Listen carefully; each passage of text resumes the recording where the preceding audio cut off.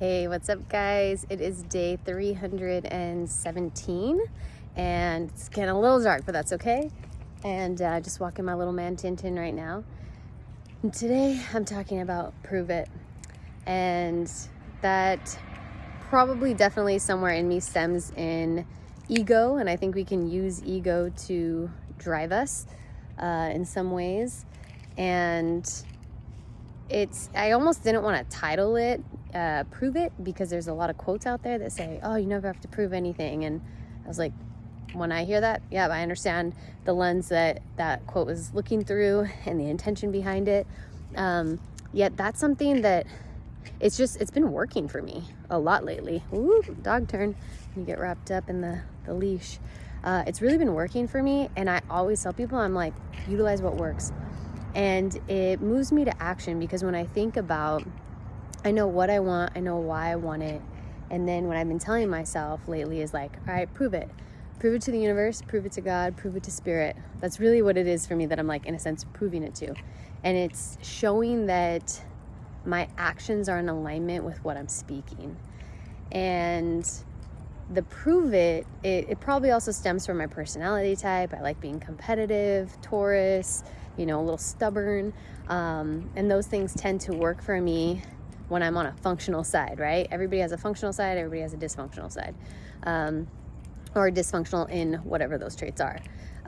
So when I'm in a functional side, it fires me up. It gets me passionate. It gets me focused. It gets me moving.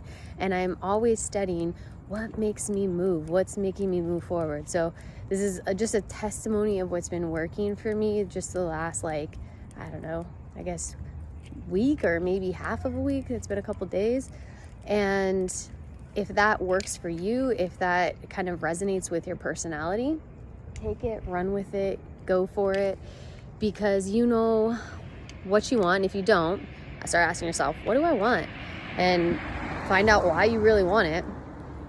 Get clear on those things and root it in a place of you feeling good and knowing it's for the higher good of everyone else. And then just prove that that's really what you want.